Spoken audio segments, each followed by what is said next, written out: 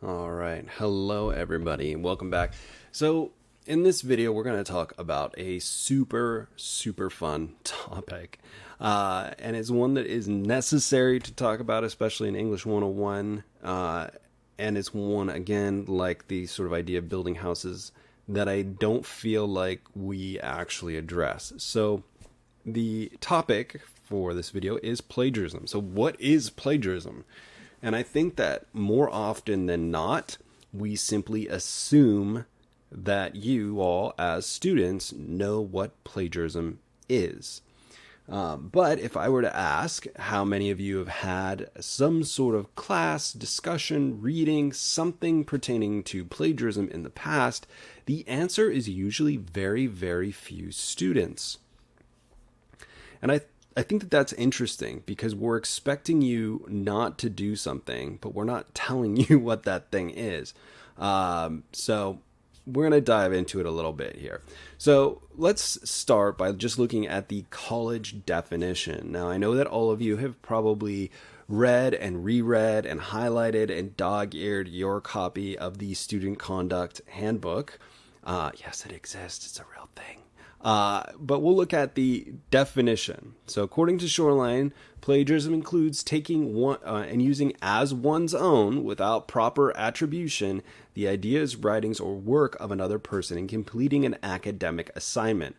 Prohibited conduct may also include the unauthorized submission for credit of academic work that has been submitted for credit in another course. Now we're going to dive into this a little bit more. But one of the things to think about is a lot of people sort of assume that if they have reworded a source, that it's no longer plagiarism. That is not true. The important thing to note is it's words or ideas. And this is kind of a tricky territory, but we'll talk about it as the course progresses. It shouldn't be too much of an issue in English 101 because of the way that I've set up the course, but it's necessary for us to talk about. So, unfortunately, in today's world, our modern world, we have to also talk about things like ChatGPT and buying essays online. I think more or less gone are the days of people taking somebody else's work, like a classmate's work, and using it as their own. Now, I know that years ago, when I was an undergraduate, my older brother was a business student at the University of Washington at the same time. I was an English major, and he also was in a frat. I was not in a frat. And I know that in their fraternity, they had file drawers full of essays and former quizzes and things like that. That was still cheating. And, it's one of those things that they could get away with because it was harder to track. Now, fast forward to today, and we have ChatGPT. And I know that there's a lot of talk about this. And, it probably could be an entire course. Don't do it.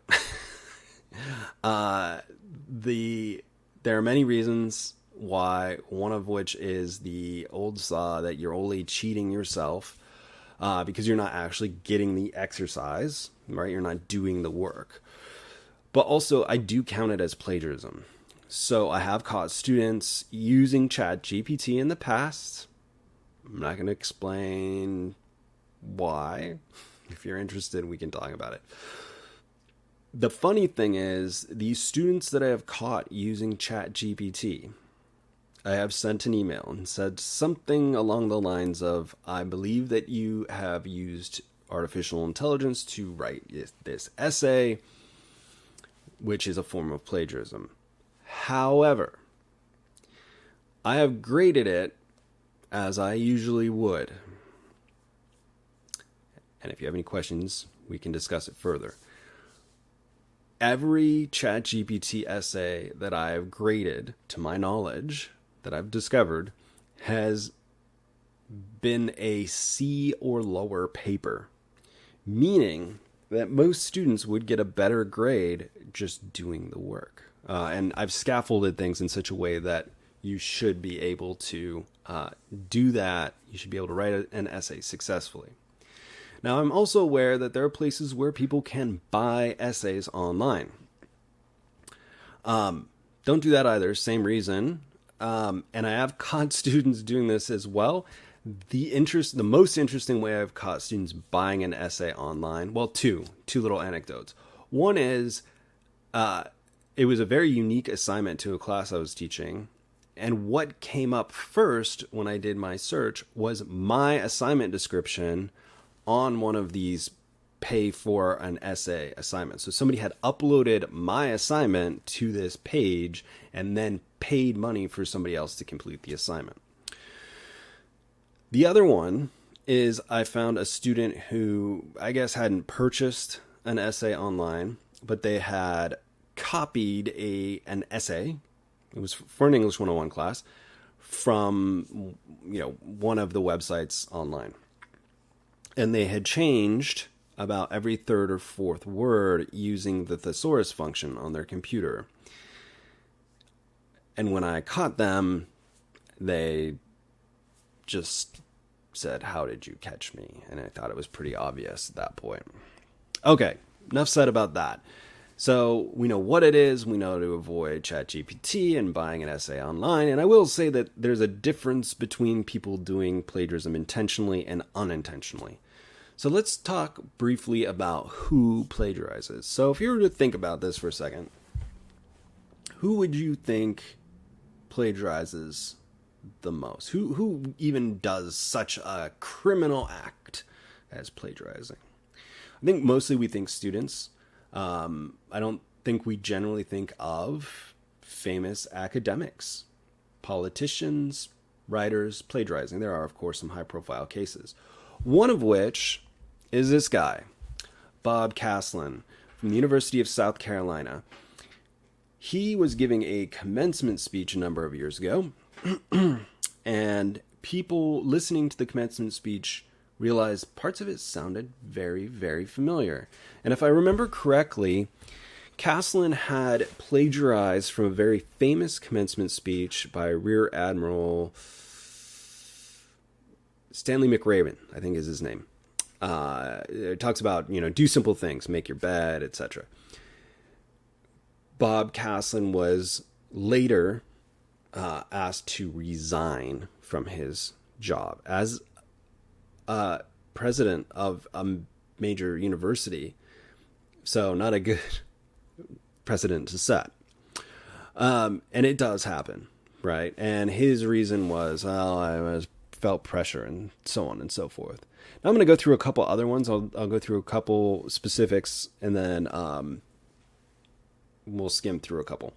So university professor at Arizona, recently lauded as a top new teaching talent in her field, has been reprimanded for plagiarizing the work of a former student. So what had happened is it was a graduate student, it wasn't an undergraduate student, and they took somebody's information and they said it was theirs. Couple other ones. Faculty members from West Liberty University recently accused W. Frank Evans, president again of the university, for plagiarizing sources for presentations and speeches. So yeah, same thing. Then we've got a couple here. Again, you can pause these and look at them. But Jacob Epstein, Kavaya Vishwanathan, probably butchering the name. These were people who wrote books, novels that were discovered to be plagiarized. So why, right? Why do people plagiarize? And I kind of touched on this with Bob Caslin.